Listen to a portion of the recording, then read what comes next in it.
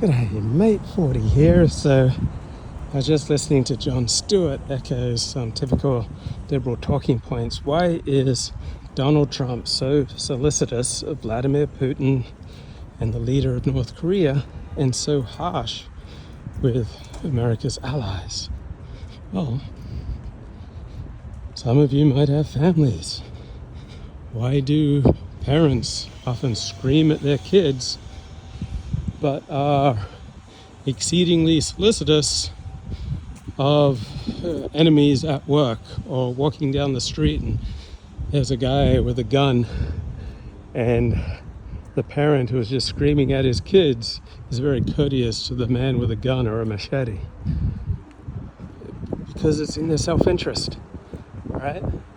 Sometimes you're really nice to people who you hate, who you don't like, who you recognize as an enemy, where you have dramatic conflicts of interest, because it's in your self-interest to be really nice to people, right? People have varying likelihoods of hurting you severely, and people have varying capabilities of hurting you severely. In general, it is a very good principle to be very careful with how you treat people who have a high likelihood of hurting you severely and a higher capability of hurting you severely. And it really doesn't matter how much you like them. It really doesn't matter how moral they are. It really doesn't matter what their particular hero system is. It really doesn't matter if they are drug traffickers or if they are Mother Teresa. If someone has the capability and the likelihood of hurting you severely, such as the leader of North Korea, the leader of Russia, then it behooves you to treat them solicitously. On the other hand, if you have an ally and there is a low likelihood that they'll try to hurt you severely, such as Australia or the United Kingdom or Japan or South Korea, the United States, right? There's a low likelihood of them hurting you severely, and they have a low capability of hurting you severely, right? You may well yell and scream and curse and berate them and treat them 100 times more harshly than you would people who have a high capability and a high likelihood of treating you severely, just to get some minor negotiating advantage. Right? But just nature of reality doesn't seem that complicated to me. Right? We don't treat people according to their merits. We treat people according to their ability to hurt us or help us. And so Jon Stewart saying to Bill O'Reilly, I'm fascinated by the Republican convention or the iconography of patriotism or the celebration of freedom, then why is the Republican Party so in love with Putin and Viktor Orban? Well, number one, I don't think the Republican Party is generally in love with Vladimir Putin. I just think it's a bad idea to unnecessarily antagonize someone who has a high likelihood of hurting you and a high capability of hurting you severely.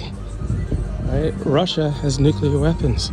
Right? You should be very solicitous to any country that has nuclear weapons and has a long history of antagonism with you. If you want to be really nice, also a country that can cause you unknown numbers of headaches, right? Whether it's through hacking or stirring up the Balkans or stirring up the Middle East, right? There are all sorts of reasons why the United States wants to have the best possible relations with Russia.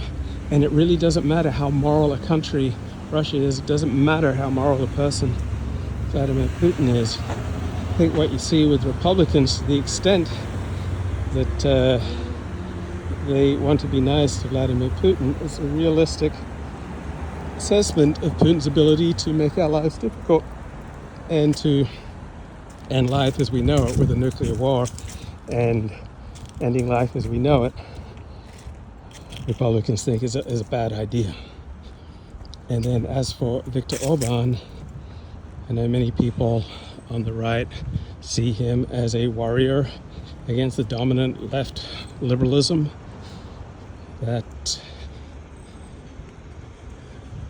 is espoused by most of our elite, by those people who run our institutions, and they see Viktor Orban as one of the rare political leaders who have successfully stood up against the left liberal managerial class, the left liberal elite, and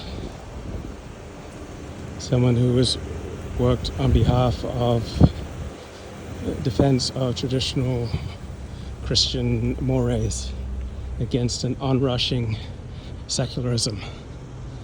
So I'm not the world's expert on Viktor Orban. So apparently he has reduced the influence of George Soros-funded NGOs in Hungary, and that he keeps winning elections, and he's not the epitome of liberalism. It doesn't bother me, right? I don't see Viktor Orban as a threat to what I hold dear. Okay, so very common discussion that I'm seeing this week is that J.D. Vance is an opportunist.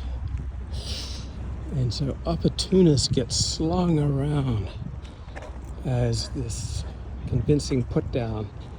And I don't see it as a particularly powerful put down.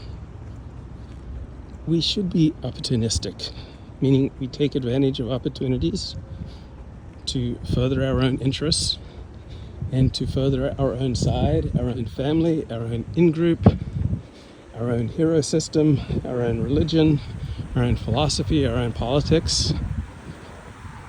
Right? I think opportunism is a good thing, except when being opportunistic is not opportunistic. All right, so let's say you have the opportunity to sleep with your best friend's spouse. I would suspect that 9 times out of 10, that's not going to be something that works out in your long-term best interest. So what may be described as opportunistic is not opportunistic. It's a disastrous choice that's the opposite of opportunistic. It's disaster. On the other hand, I want to be open enough to reality that sometimes, I believe I've heard of celebrity couples. Isn't this the way with Jerry Seinfeld? He took his best friend's girlfriend and he married her.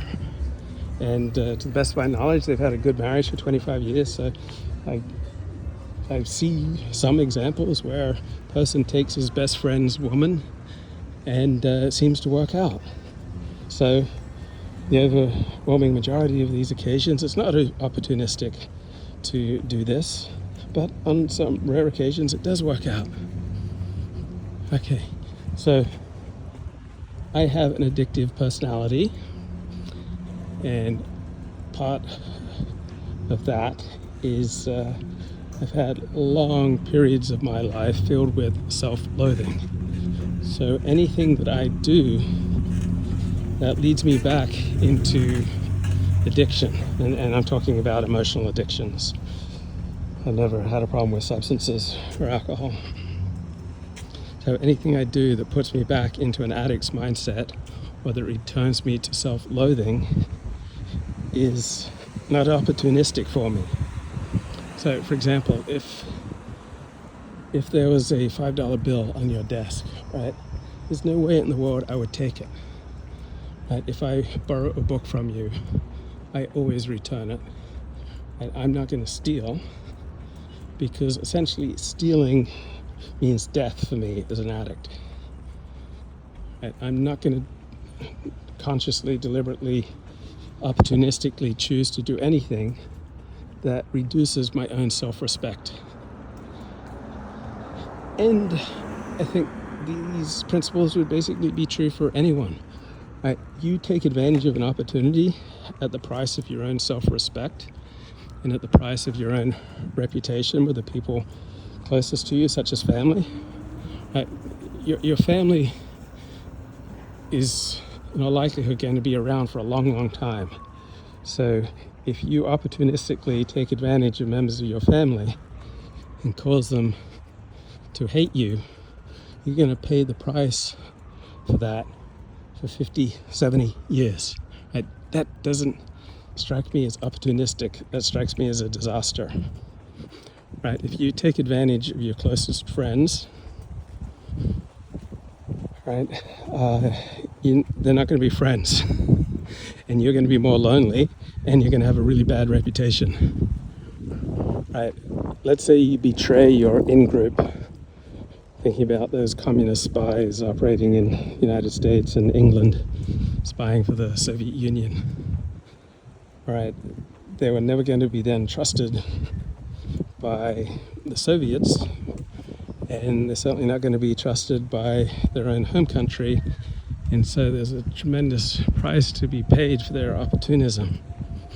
So no normal, sane person wants to do something that's going to damage his relationship with his family, or the people most important to him, or with his in-group. Because if your in-group is Jews or Christians or Muslims or dentists, right, they're going to be in your life for many decades. And you betray that confidence, right? You damage that relationship, you harm your reputation, right? You're going to pay the price for decades. And in all likelihood, that will vastly outweigh whatever fleeting opportunities that you may have taken that got you the label of opportunist. So I don't see that as opportunism if you take advantage of your friends, your family, or your in-group and leave them feeling burned. So if you steal at work, right, there's a very good likelihood that you will get fired and very likely damage your reputation with other potential employers and in your profession. So I have several times had the misfortune of not being super diligent on following rules and paperwork and policies and procedures. And that's worked out fine when I've had a client with whom I had a good relationship, or a solo employer. But when I've worked for companies, right, that doesn't work out. And they just find evidence that, oh, you cheated here because I wasn't willing to jump through all the hoops and follow all the policies and procedures. So instead of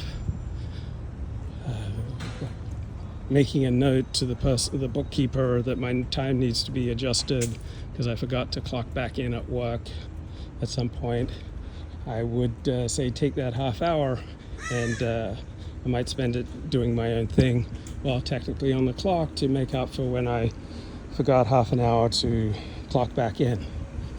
But because I didn't follow policy and procedure, right, I have burned a bridge and been exposed and gotten fired, right, for what I see as ticky-tack things. But an employer or a corporation, right, would see as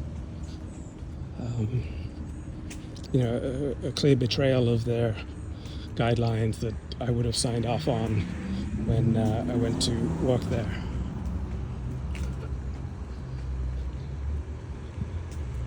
So my own carelessness and just reluctance and thinking myself just not interested in following detailed policies and procedures, that I'm doing good work. I'm just going to devote myself to the quality of my work product. But then, because I didn't cross my T's, dot my I's, they're going to find evidence of something that looks like wage time theft. And I'll look bad. And I'll get fired if I'm working for a bureaucracy, for a corporation, all right? It's not the same thing as when you're working for a person you know, when you have a relationship with one person, and you make it clear that this is the way you operate. There won't be as many rules to follow when you're working for a friend. But anything you do to take advantage of your employer with people who can just destroy your reputation, right, is incredibly damaging and not opportunistic. Okay, what about sexual opportunism? So you have the opportunity to be promiscuous. So who are you going to have the opportunity to be promiscuous with? Right, mentally healthy people with high regard for their own well-being, who make judicious choices about who they share this intense intimacy with? No, you're not going to be opportunistic with mentally healthy people. You're going to be opportunistic with people who are as damaged as you are, who are just as susceptible to using people to gratify immediate needs at the cost of long-term well-being. So let's say you're in a long-term relationship and you insist on a particular act that your partner does not want to engage in. Right? The price that you will pay for doing that is going to destroy whatever temporary benefits you may have experienced by being opportunistic. So I don't see that as opportunism. If you are able to coerce or manipulate or take advantage of your partner to do something that you really, really want to do, but that your partner equally loathes. So I just don't see sexual opportunism as really opportunism. So either one, you're interacting with people who are as equally damaged as you are and equally needing some kind of quick fix for intolerable emotions, right? Or you are destroying your potential for a good, solid relationship. So too in business, right? You get a reputation for being incredibly shady, for not being a man of your word. Right? Usually the price paid for that is going to outweigh the benefits. Now, on occasion, I recognize that there will be such dramatic opportunities to steal from people that you may well have a rational basis for believing that the opportunity for theft is going to outweigh the pain in your conscience, and for some people it seems to work. Thinking about Woody Allen's movie Crimes and Misdemeanors, right, there was a murderer in that movie and he felt bad about what he did for a while, but then one day he woke up and the sun was shining and birds were singing and he realized, I love life and I'm just going to get on with my life. So if you do something that destroys your self-respect, destroys your reputation, makes you live in fear, causes you to wake up at 2 a.m. shivering or frightened or anxious, I don't see that usually working out as a real opportunity for you. I mean, certainly not for me. I deliberately do my utmost to avoid engaging in speech or behavior that damages my self-respect. My reputation with myself is a 10 out of 10 concern for me. I never want to return to a world of self-loathing. I don't like the anxiety that comes up when my self-respect diminishes. I would like to think of my videos, my blog posts, my words, my deeds, everything that I engage in is my ambassadors that go forth in the world and smooth the way for me. So I don't want to say things on a video, I don't want to write things in a blog post, I don't want to engage in any behavior or language that is going to unnecessarily cause people to want to hurt me or to shun me or to damage my relationships with the people most important to me. So I've been a reporter much of my life. And so if I ever broke a confidence, right, if I ever violated an off-the-record commitment, right, that might well result in an amazing story or an amazing quote or a burst of attention, but it would destroy my reputation. I've dealt with a lot of dangerous people in my reporting, right? People who did not have a great deal of self-restraint, right? People highly volatile, right? Very likely to just fly off the handle. And if they did not see me as someone who was trustworthy, who would honor my word, right, they may very well have killed me, tortured me, beaten me down, humiliated me, done everything that they could to harm me. So I didn't want to go through my life looking over my shoulder. So I did the best I can to reduce any needless harm that I do to other people, because I don't want diminishment in self-respect and the increase in anxiety and thinking that people will retaliate against me. Now, let's say I dated this beautiful woman who was a free market economist, and the only job that she could get was for an industry trade group that lobbied for government subsidies. So what her employer did completely violated her principles. But I didn't see that as bad opportunism. That was the job that was available, right? There aren't necessarily a lot of jobs as an economist at a particular time and place. Most white-collar jobs, right, you are just following policies and procedures. So even if, let's say, you don't believe in chiropractic, but your white-collar job requires you to process or take note of or to arrange chiropractic treatment for clients, right? It really doesn't matter that you don't believe in chiropractic. Right? It's not really up to you to make these decisions, right? If other people want to get chiropractic, like, it's not your place to stand in the way and yell, "Stop."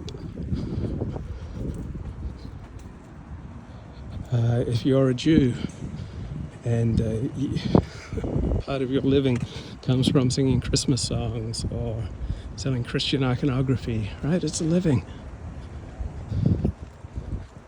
You're not harming anyone.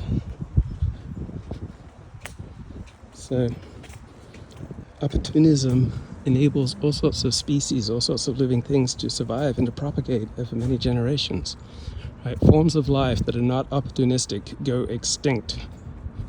Forms of life that are opportunistic are more likely to survive and to have progeny and to perpetuate themselves. So if you can take advantage of opportunities without damaging your self-respect and without damaging your reputation with the people who are most important to you, and without causing yourself unnecessary risk, danger, and anxiety for future opportunities, then fine. So J.D. Vance, right? He initially loathed Donald Trump, right? Donald Trump's easy to loathe. And then he came around to love Donald Trump. And that probably had a great deal to do with what was in his own best interest. I don't see how that should cost J.D. Vance his self-respect. I don't see why that should reduce J.D. Vance's standing with the people most important to him. I don't see that as a bad thing. Right? If you enter a community where it's very much to your advantage to be one type of politics that is not natural to you, then learning to say the words or even to feel empathy for a type of politics that you previously loathed, it's very much in your best interest. So if you get labeled opportunistic, it's not a great thing. So minimize, right, choices that get you labeled as opportunistic, right? That means that you have made decisions that likely have damaged your own reputation with yourself and damaged your reputation with other people who are important to you. And so these opportunities that you're taking advantage of, they're not really opportunities, you're really just damaging yourself.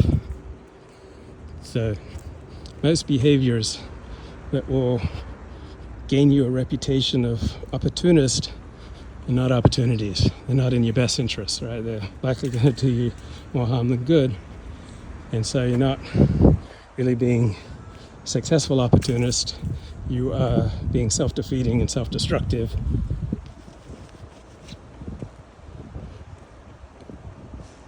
There is no me outside of a particular situation. There's no you outside of the particular situation. So part of why opportunist gets a bad name is that you supposedly twist in the wind and just adapt yourself to circumstance without respect to integrity or principles.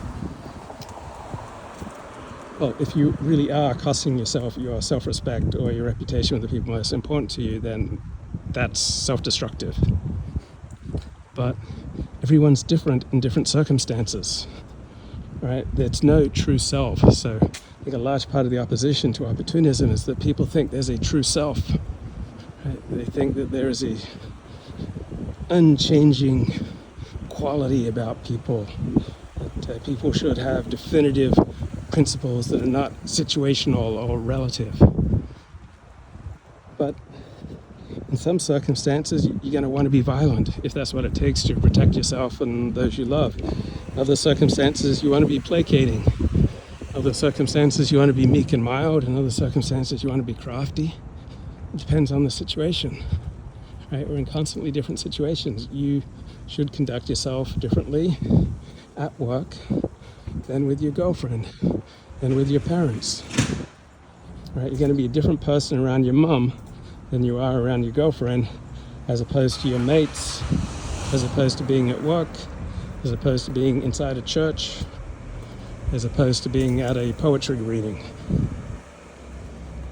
And if you move from Los Angeles to rural Kentucky, right, you're going to need to change some things to successfully adapt to your new environment. And that can get labeled opportunist, but I would just say that you're adaptive. Right? There may be all sorts of habits, practices, hobbies, joys, delights that you take advantage of in rural Kentucky that would have been unfathomable to you living in Beverly Hills. Right? You're going to be a different person on different medication, in a different job, with different friends, in different circumstances when you've got money as opposed to when you've lost money. And whatever situation you're in, you can always increase your mastery. And you can usually make choices to increase your self-respect. And you can usually do things to enhance your relationship with other people, at least minimize damaging it. So that would be worthy opportunism.